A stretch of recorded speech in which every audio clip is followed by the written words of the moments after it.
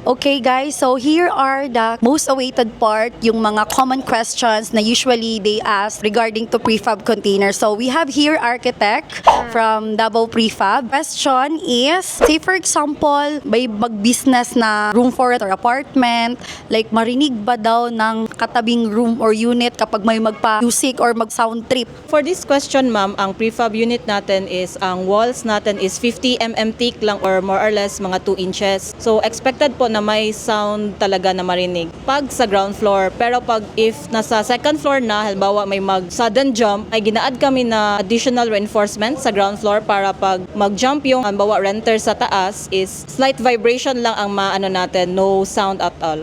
Okay, pagkatabi lang na unit, magkarinigan talaga. But if may second floor, hindi naman siya like, say for example, may kiddo na mag-jump or what, hindi naman siya masyadong affected yung sa baba. Okay, next question, nag-i-install ba daw outside Davao? Yes po, actually ang Prefab Davao nag-cater nationwide. Dahil sa name namin, expected ng customers is Prefab Davao. Pero founded here at Davao but we cater nationwide. Hindi lang sila nag-limit sa Davao guys ha. Meron na yung mga extra charges for that kasi 'di ba iba na yung way sa pagdala ng container doon tsaka sa paggawa. It depends on your idea din sa papagawa yung project. Eto, kapag may bagyo, hindi ba daw magsisilbi yan sa mga bagyo? For Baguio, since ang Philippines is nasa tropical area, kaya po ang prefab up to signal number 3 which is 120 kph. Yung hangin, gano'n na din. Yes po. Kung may second floor ba daw, meron ba daw fire escape? Maka-install po naman tayo ng fire escape since expected po sa building code, halimbawa mga ganito kalaki na project, kailangan na fire escape. So we can build naman po. How many years po ang lifespan ng building? Prefab na bare container up to 20 years itself. Pero kung halimbawa, alagaan natin ng mabuti, lagyan natin ng more finishes, more rust painting components, nasa ano na siya, up to 50 years magkatagal. Yung foundation nito ma'am, semento ba or metal sheet? We have many options naman po for foundation. We can do yung pinaka-basic which is slab. Pwede rin naman po yung mga pedestals at saka concrete blocks. It will depend naman po kung ano ang scale ng project natin, kung ano ang required na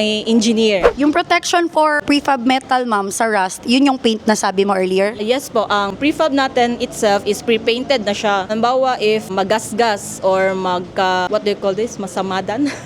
We can do naman repainting works. Para di daw siya magmukha talaga container, pwede ba daw mag-add-on ng flat just like this one? So as you can see, behind sa amin is meron ng in-add-on. Anong tawag dito ma'am? Exterior claddings po. Pwede naman po. Kung mag-ulan daw sa hallway. Yung mag-ulan. Halimbawa, mag-ulan ng malakas, we have outdoor naman na sealants. So, hindi po papasok yung water sa loob. So yung labor fee nila na tanong dito, kasali na ba daw yan sa 139,000 na starting price ng ating prefab container? Yes, basta within Davao. Yes, within Davao, free po ang labor charge natin. However, if outside Davao na po, we have additional charges na. Okay, by the way guys, eto pong tinatayuan natin ngayon ay nasa Tagum po. This is outside Davao. If may second floor, kaya ba daw maakyat yung tubig if magpaano ng water? Magdepende rin actually yan sa area po or sa location na i-installan natin. Pero we can do naman, if mahina talaga ang water pressure ng area, pwede po tayo mag-water pump for faster na akyat ng tubig. Eto na building ma, magkano ito? This took around 6 months to build, so nasa around din siya 12 million due to inclusions na from ground up, which is yung foundation, yung prefab itself, exterior claddings natin, saka may firewall din sila with this project. Last question ma'am, merong netizen dito na naka-experience yung kapitbahay nila is may tulo daw.